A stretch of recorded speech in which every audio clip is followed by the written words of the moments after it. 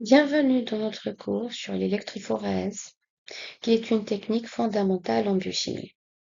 La vidéo d'introduction que vous avez déjà visionnée vous a donné un aperçu du contenu d'aujourd'hui.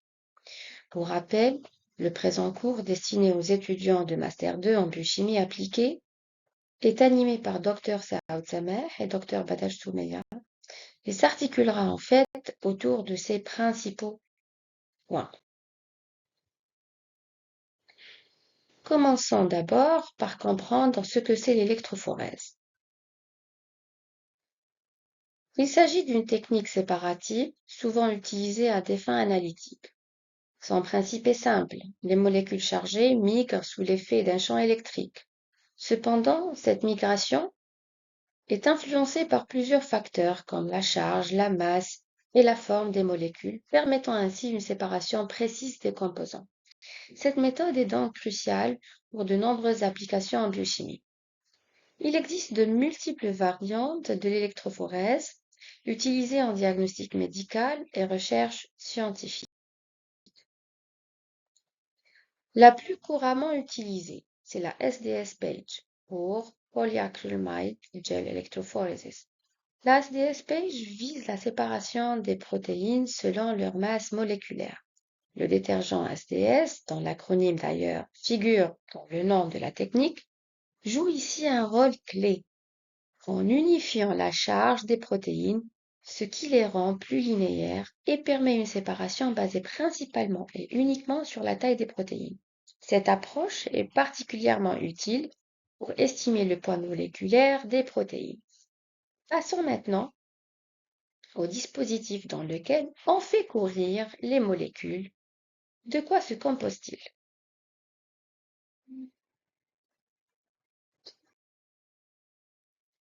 Dans l'équipement dédié à cette technique, on trouve un élément central qui est la cuve d'électrophorèse. Elle est remplie de tampons de migration et les échantillons sont déposés dans des puits dans le gel. Il est à noter que la cuve elle est fermée et thermostatée afin de ne pas perturber la migration des molécules. Ce dispositif permet de guider la migration des protéines sous l'influence d'un champ électrique généré par un générateur de courant continu stabilisé. On trouve également d'autres accessoires importants pour le bon déroulement de la technique, tels que les plaques de verre pour couler le gel, le peigne pour confectionner des puits dans le gel et le support d'électrophorèse. Nous allons maintenant nous concentrer un petit peu sur le gel, qui est le maillon fort dans le processus de séparation. Commençons par sa structure. Il est formé par la polymérisation de l'acrylamide et du bisacrylamide. Les deux sont des composés chimiques organiques. Le premier est un monomère utilisé pour fabriquer des polymères. Il s'agit de polyacrylamide, bien entendu.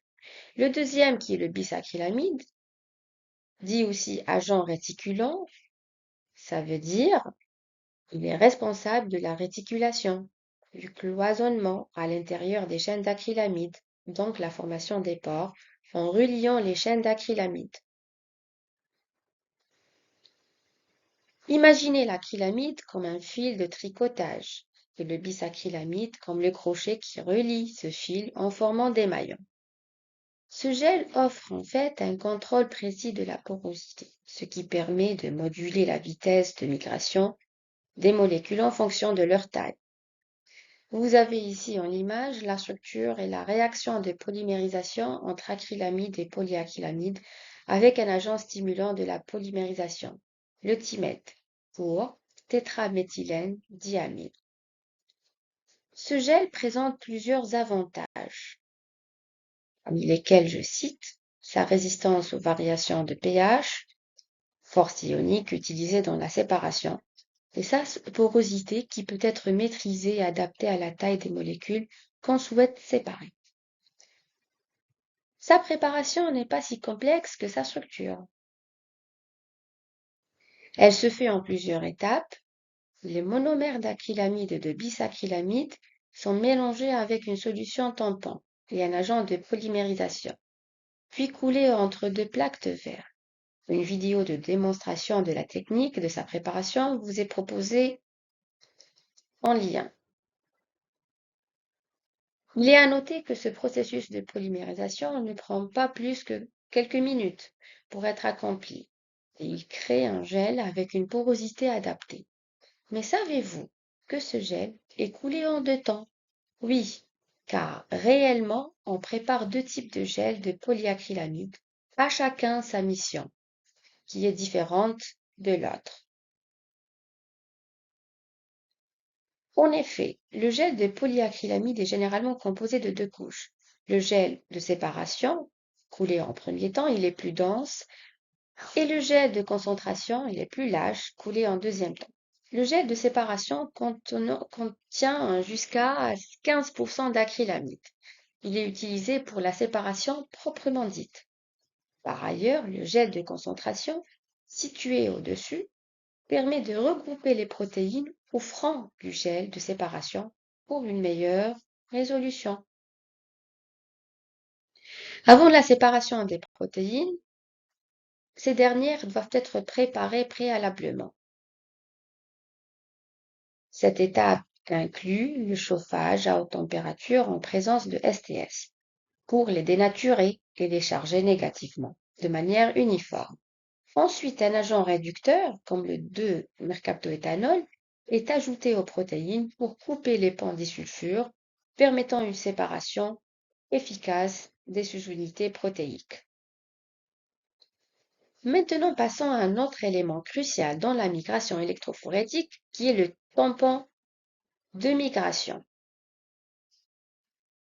Son rôle est de maintenir un pH constant et fournir les ions nécessaires pour conduire le courant électrique, à travers le gel bien sûr. En plus de stabiliser le pH, le tampon préserve l'intégrité des échantillons en minimisant les variations de charge des molécules au cours de la migration. Les tampons les plus couramment utilisés, tels que le tampon trisglycine, sont spécialement formulés pour garantir une séparation efficace des protéines.